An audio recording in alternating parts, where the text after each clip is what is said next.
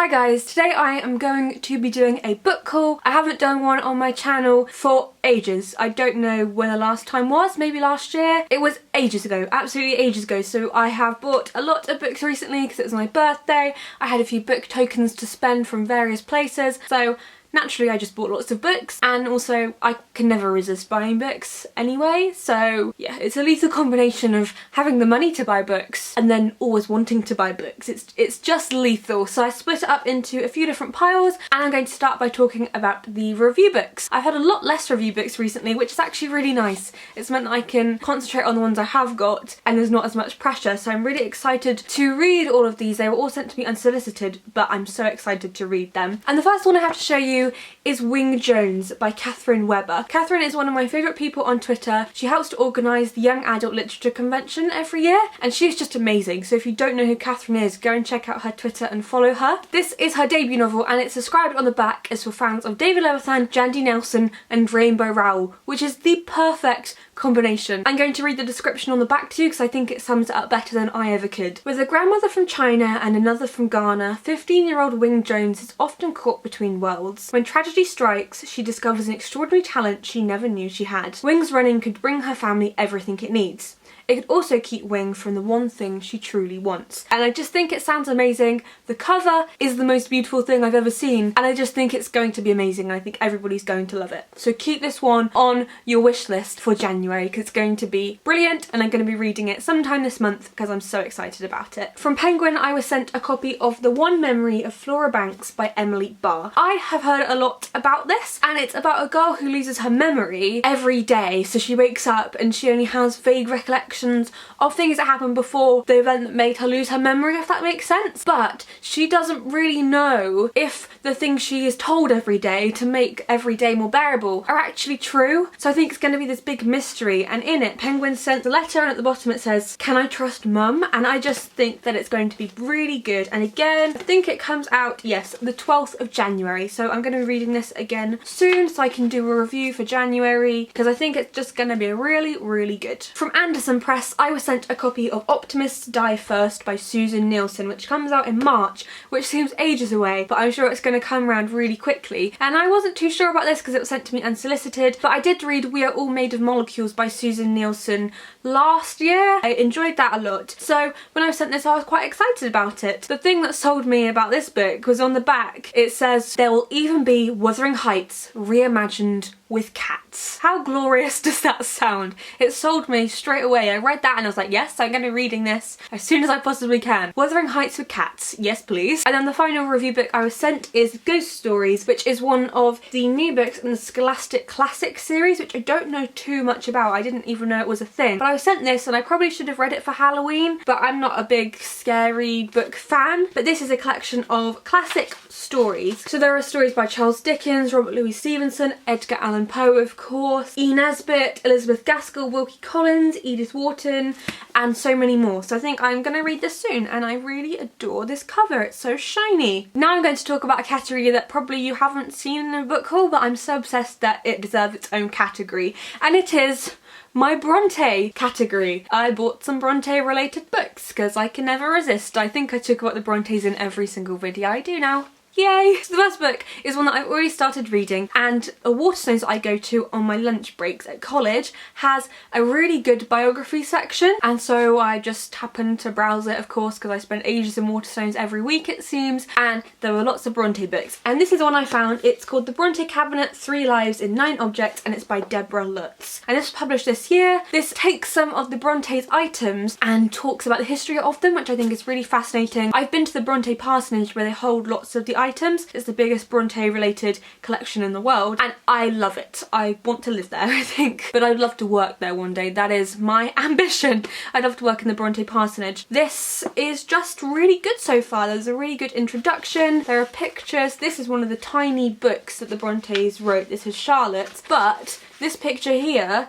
is I think about 2 times as big as the actual thing. They were really, really minuscule. You can't read them without a magnifying glass. So I'm only a chapter in so far, but so far, very good. In my Brontë related searches on Twitter, I came across this next title, which is 4 Dreamers and Emily by Stevie Davies. And this is about 4 different people who all are related to the Brontës, not actually related by blood, but they have things to do with the Brontës. I think one character is a Brontë academic, somebody's looking to get into academia, and they all meet because of a Brontë society meeting. I've hardly heard anything about this one. I think I've only seen one person ever talk about it, but I would love to give it some love if I really enjoy it, and I really like this cover. I think it's really cool. And then that next book I got was The Essence of the Brontës, a compilation with essays by Muriel Spark, who had a lot to do with the Brontës, I think, not when they were alive, but after. But I kind of regret buying this because a huge portion of the book is made up of the letters of Charlotte Brontë, and I have a whole book dedicated to the letters of Charlotte Brontë, but I'm gonna hopefully just read some of the other stuff. There is a bit on Emily Brontë in here, Emily Brontë, her life, general stuff and selected poems of Emily Brontë. So on the whole it was a bit of a regretful thing once I got it home and realised what it was, but still probably very interesting and probably a good place to go. I might try and read some more of Muriel Spark after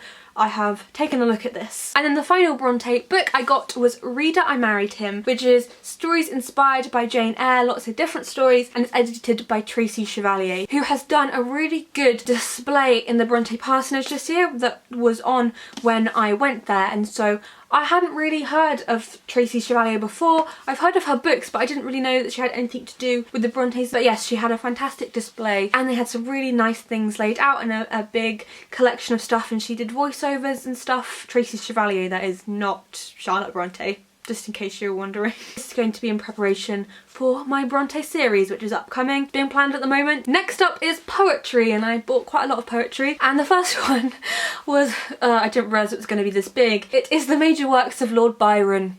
Yay. I don't like Lord Byron as a person. I think he was an absolute idiot, that's putting it nicely. But the Brontës, because I'm always bringing it back to the Brontës, read a lot of Lord Byron when they were younger. It inspired a lot of their juvenilia, and so I thought I might read some Lord Byron and see where they were coming from. And I'm just a bit intimidated by the size. I don't know where to start, so if you know where to start with Lord Byron, please let me know. That would be very great. I would be so grateful. Moving on from the Lord Byron now, and we have A Poet's Guide to Britain by Owen Shears. I saw this on the amazing Rosalind Jana, who I'm about to talk about in a minute. I saw this on her Instagram story, and I just thought it looked really good, and it is poems inspired by different parts of the UK. There is, for example, London and cities, but the one I'm most interested in is Mountains and Moorland, because there are poems by Sylvia Plath, Ted Hughes, Emily Brontë, my favourites basically. I just think this is going to be really good. As I mentioned just a second ago, I also got Rosalind Jana's Branch and Vein. This is a limited number first edition of it, so I'll leave a link in the description to where you can buy your limited edition copy, because this is really good. I've read a few of the poems in here, and I think Rosalind is so talented, and I really want loads of people to get on board with this and talk about it, because I'm really enthusiastic about it. I just think Rosalind is amazing writer. I'm pretty jealous of her writing skills, to be honest. I just adore her stuff. And then the final poetry book I got was You Took the Last Bus Home by Brian Bilston, who you may have seen on Twitter. He writes amazing poetry on Twitter, and this is his first book. I've already dipped in and out of this. I want to read it in full, but I just couldn't resist having a little read, and it's really good so far. Some of his poems are in here that he shared on Twitter, but there's a lot of new stuff. I just think he's really talented as well, and inspires a new generation of poets in a very modern way and in a very accessible way. Now for the last pile. This is kind of a miscellaneous pile, but still full of lots of good books. In fact, some of the ones I'm most excited about. And the first one is Decline and Fall by Evelyn Waugh. I have Brideshead Revisited, which I want to read soon, but this is being adapted by the BBC, and I know this because I think Jack Whitehall is in it, who is a comedian, if you don't know, in the UK, and he was talking about it on TV, I think on the Jonathan Ross show, which I watched when he was on it, and it sounded really good, and I wanted to read the book before I watched that. I think it comes out later this year, and I think it'll be really good, so yes, I wanted to read it before then. I then bought My Own Story by Emmeline Pankhurst, obviously of suffragette fame, and I am so excited to read this. As a feminist, I think it's going to be a staple read, and I just love reading feminist text, so I'm so excited to read this. I didn't actually know it was a thing, which I think is maybe a bit shameful. I think it's going to be very good, one that I will definitely be reviewing on my channel once I've read it, because it's going to be amazing, and it's published by Vintage. Earlier in the year I reviewed the Spinster Club trilogy by Holly Bourne, and there's now a novella out and it's been published, and it is And a Happy New Year. And I read this all in one go and it was the best thing ever, and I don't want it to end. And I'm so sad that it's ended, but it was also so satisfactory, but I just don't want it to end. And I loved it, but I don't want it to end, and I'm in a bit of denial that it has ended, to be honest. I don't know if you can tell. This is set on New Year's Eve. There's 3 girls. I think this is the best ending to a series that I ever read. It's one of my favourite series anyway, but this book just solidified my love for it because it's so realistic. I just loved it, and in this you get the 3 girls' perspective in one book, which was amazing. I love Amber, but I am so like Evie that it's a bit scary sometimes. If you have read the other 3 books, you need to get on this and read it straight away. Now for some Virginia Woolf, as if I didn't talk about the Brontes enough. Now let's move on to my second love, Virginia Woolf.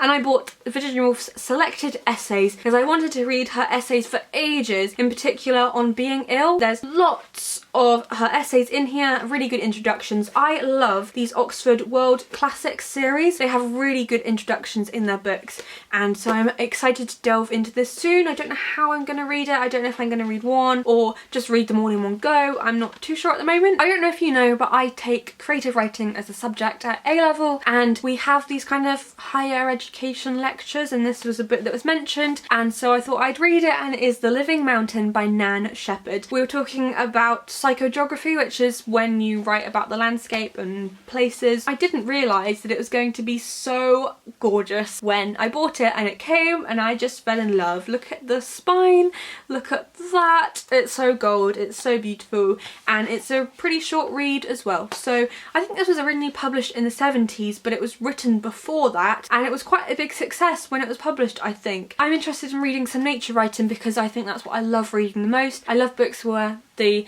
settings that are described are just so beautiful, and I just love it. So yes, I'm looking forward to reading this. And then I thought, because I bought some Byron, because I've been reading some Mary Shelley recently, I would buy The Young Romantics, The Shelleys, Byron and Other Tangled Lies by Daisy Hay, because I'm really interested in learning about the lives behind the people who wrote the books. That's what fascinates me the most. It's what I love most about the Brontes. Again, bringing it back to the Brontes. It's what I love about Virginia Woolf. I don't know too much about the Romantics, but I want to read some Keats. I want to read some Percy Bysshe Shelley, and I've been reading Mary Shelley and Byron. I think this will be really good. So those are the books that I have purchased and received recently. There's a lot of them, lots of Bronte related stuff going on in here. I'm obsessed. You already tell that I'm obsessed. So I hope you enjoyed watching this video. Let me know in the comments what you have bought recently, a book you're really excited to read. Have you read any that I hauled? Because I'd like to know what you think I should read first. And I will see you guys soon. Happy reading!